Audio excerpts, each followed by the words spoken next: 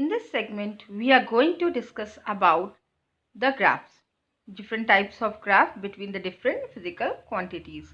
So, up till now we have studied about distance, displacement, speed, velocity and acceleration. So here we are going to see the dependence of the different physical quantities upon the time, and we will be discussing about the three different types of graph. Like we have the distance and time graph, you may also call it as position and time graph. Then we have velocity and time graph, speed and time graph. We have acceleration and time graph. So three types of graphs are going to be discussed today. Now we'll discuss about the various graphs. So see, the very first graph is distance time graph or position time graph. We can also write it as xt graph.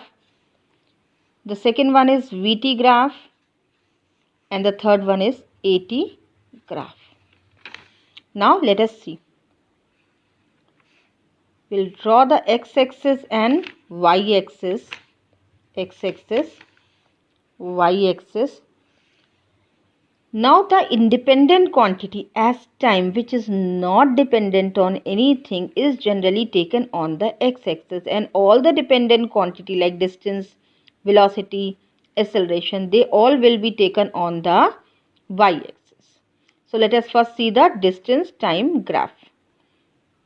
For a distance time graph, if a body is at rest, means it is not moving, then with the changing time period, the body will remain at the same distance or displacement, you can say, on the same position it is going. See, this is say 2 meter, then 4 meter, then 6 meter and 8 meter and so on.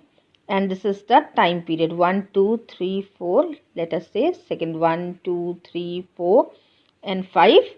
Time is given in second. So we say that the car is standing at 6 meter from the reference point. Reference point means from the origin. Suppose from your home, your car is standing at a distance of 6 meter. At the very first second, it is standing at 6 meter. Then in the second also, it is standing at 6 meter. Then at the third, it is standing at 6 meter. Fourth, it is standing at 6 meter. So you join all the points and we will see we get a straight line parallel to the x-axis. So for a body to be in rest, that is, if a body is at rest, then the distance time graph for this will be a straight line, a line parallel to the x-axis. Okay, now we are going to see the other graph, other distance time graph for uniform speed. If a car is moving with the same speed, that is uniform speed, we have already discussed about the uniform motion and uniform speed. So if the car is moving with the same speed in every increasing time period, then we have the graph for this. See, y-axis has the distance, x-axis has the independent quantity, that is time. Distance is dependent upon the time. So in the very first second it covers 2 meter, in the second second it covers 4 meter, third second it covers 6 meter.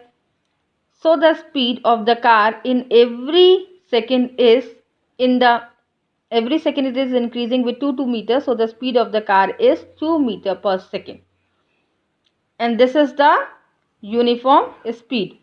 So in the very first second it is 2, then 4, then you have in the third second it is 3. So if you draw the points and you draw a line, it will be a straight line. So for uniform speed, the graph is always a straight line, or you can say otherwise also, if the graph is shown with a straight line, the speed of the object will be uniform. We have seen the graph for uniform speed. Now we are considering the graph for a non-uniform speed. Every time while you are drawing any graph, consider any example and it will be easier for you to draw a graph. So let us see. This is y-axis and this is a x-axis.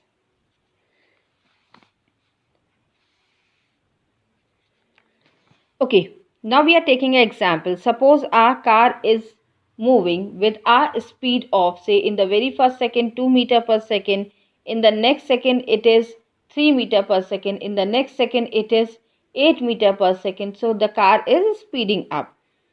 Now when the speed does not remains uniform, then the graph for the speed will no more be a straight line.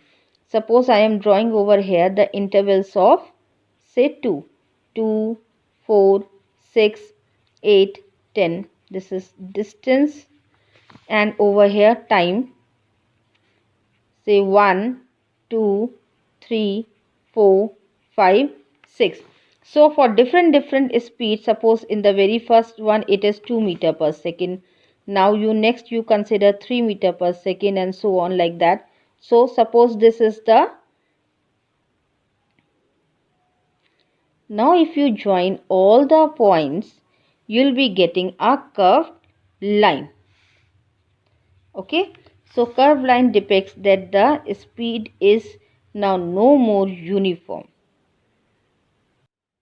So now we have distances. In the very first time period it has covered d1 and in the second time t2 it is covering d2.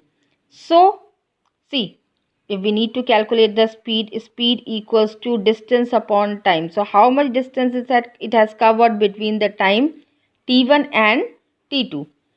We will be writing d2 minus d1 upon t2 minus t1.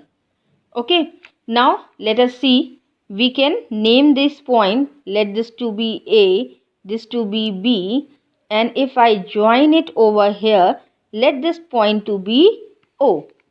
So we can have it as d2 minus d1 can be written as d2 minus d1 is BO, the value is BO, and T2 minus T1, the value is, how much is the value? It is AO.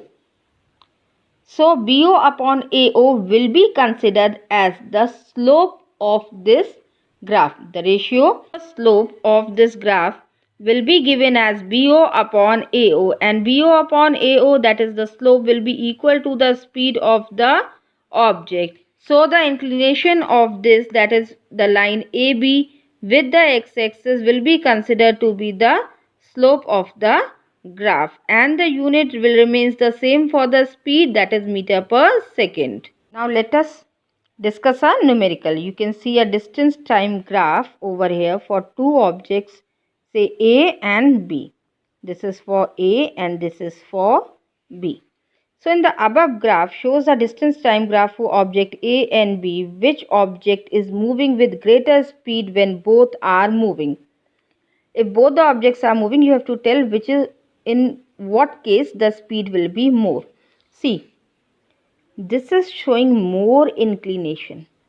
The angle for this is more comparative to the angle of A. So more the inclination or more the slope, more will be the speed. Remember it for the other cases also. We'll be doing it like then the same way. If you have a distance time graph, then in that case, if you are comparing the speed, then the speed will be more in the case which is having the more inclination of the slope. So slope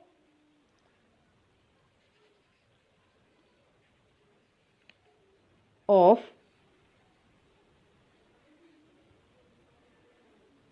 B is more, so speed will be more. Now children, we consider another example. Suppose if we have to draw a displacement and time graph. Okay, a displacement and time graph. Then in that case, If we say that a ball is thrown towards a wall and after striking the wall it has returned back through the same path, then the time is increasing always. The ball is going to go like this towards the wall. Suppose from the very 0 second, this is for displacement and time. Suppose for the very first, means that the initial position the time is 0 and it has moved up to say 6 seconds till here, and again after striking the wall it is coming back to the same position in the next same time period, that is 6 seconds. So the graph will be drawn like this. Displacement, we always consider the direction. The body is moving from 0 at the 0 time towards the wall within 0 to 6 seconds. After striking the wall, it is retracing the path within the same time period, that is 6 to 12 again. So this slope will be a negative slope. Now in the next series, we will be coming up with the next set of graphs. We will be having the velocity time graph in the next set.